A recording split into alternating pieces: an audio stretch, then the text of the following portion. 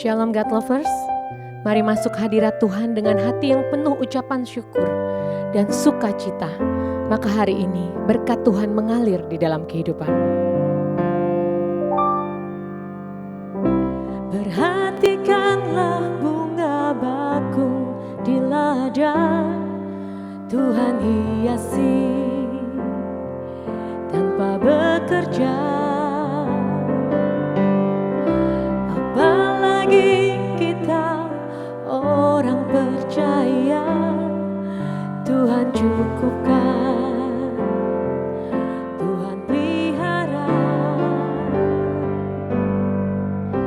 Perhatikan burung-burung di udara, Tuhan beri makan tanpa bekerja. Apalagi kita kesayangannya, Tuhan pelihara, Tuhan sediakan. Saat kau perlu Tuhan tahu, saat kau minta Tuhan dengar, saat percaya Tuhan bekerja, saat menangis Tuhan tahu, saat berdoa Tuhan dengar, saat bersyukur Tuhan berkati.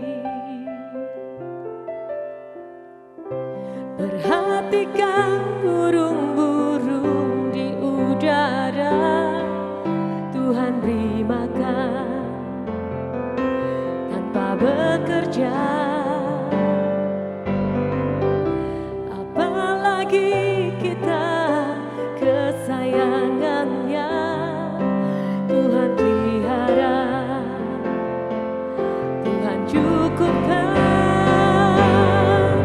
Saat kau perlu Tuhan tahu, saat kau minta Tuhan dengar, saat percaya Tuhan bekerja,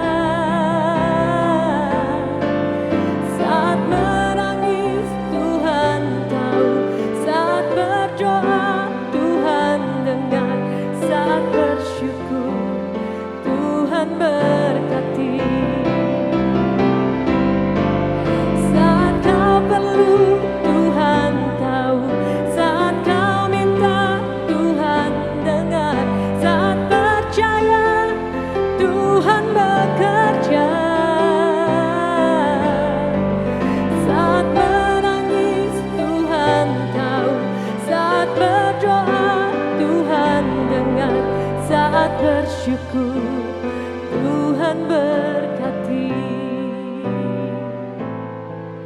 Saat bersyukur Tuhan berkati. Saat bersyukur Tuhan berkati.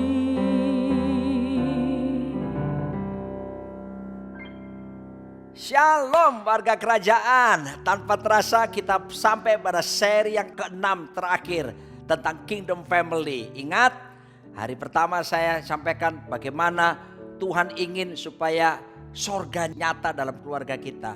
Tuhan juga ingin kata keluarga bait, yaitu hubungan suami istri signalnya nyambung, kenceng, gak ada lemot, blank spot, blind spot. Yang ada adalah hot spot. Kalau hubungan suami istri hot spot, untuk yang satu itu diranjang pasti hot, haleluya.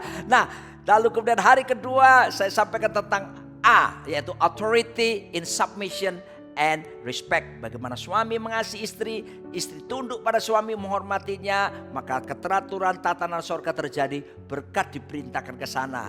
Hari ketiga saya share tentang mutual M-nya, mutual synergy of potentials. Bagaimana kerjasama saling menguntungkan, bersinergi untuk mengembangkan potensi, kapasitas, bakat, karunia, sehingga setiap keluarga berbuah lebat, tinggal tetap. Hari keempat saya membahas tentang singkatan family, I-nya adalah intimacy with God. Membangun keintiman dengan Tuhan. Bangun mesbah setiap hari. Supaya apa? Bukan cuma tubuh dan roh bersatu.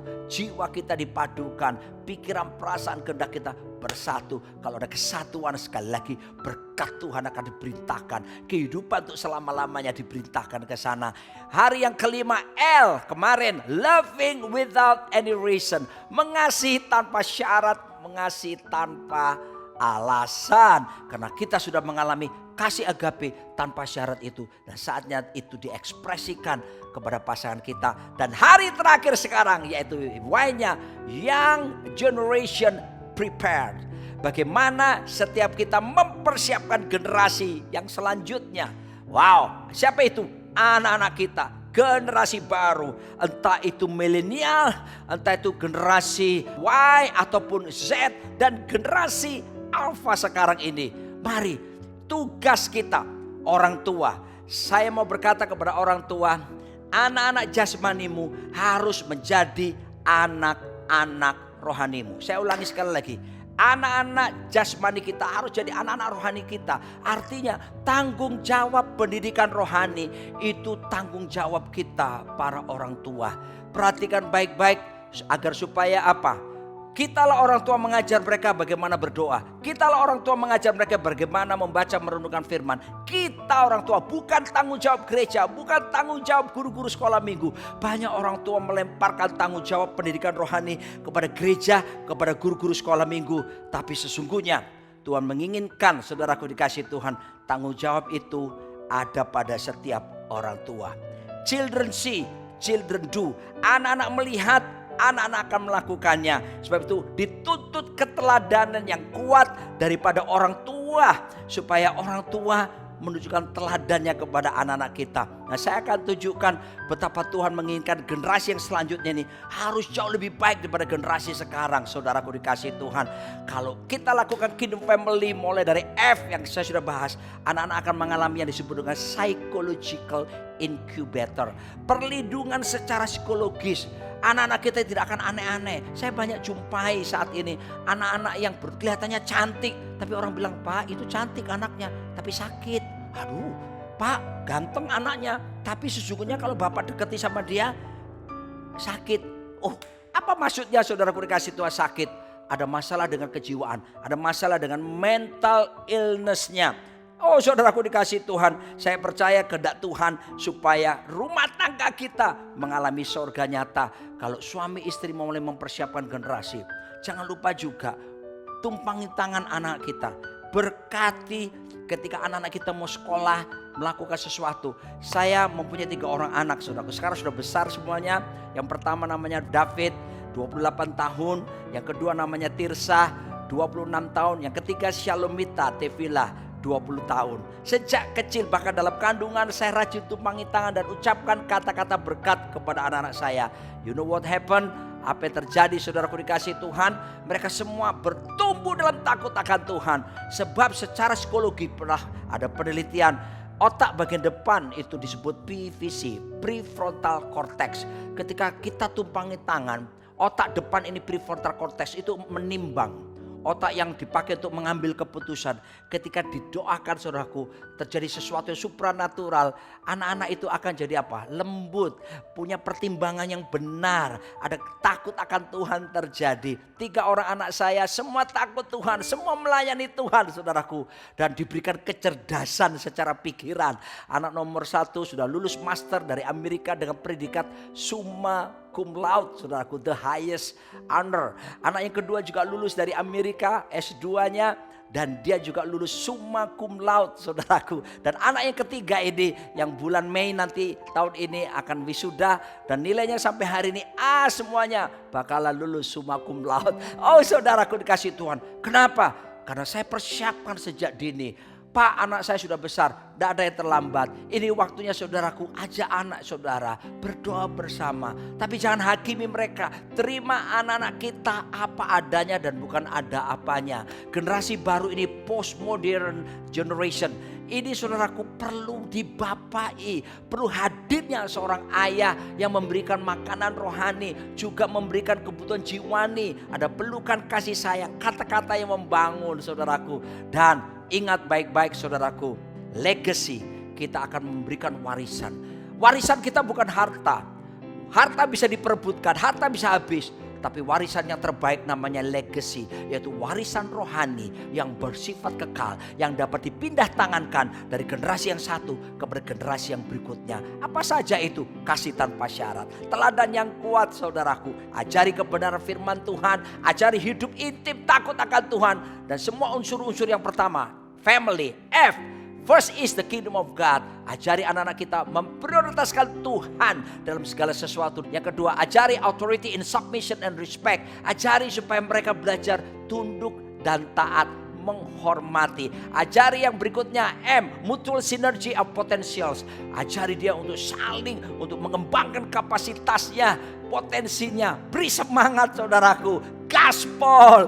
Ajari anak-anak kita yang I adalah intim dengan Tuhan sejak mereka kecil. Ajari anak-anak kita yang KL, loving without reason, memiliki kasih tanpa syarat, tanpa alasan. Ajari anak-anak kita supaya mereka mengerti yang lainnya. Mereka ada generasi yang dipersiapkan. Mereka akan melesat seperti anak panah di tangan para pahlawan. Tidak ada satupun yang melenceng ke kiri atau ke kanan. Semuanya sampai pada destiny. Apa itu?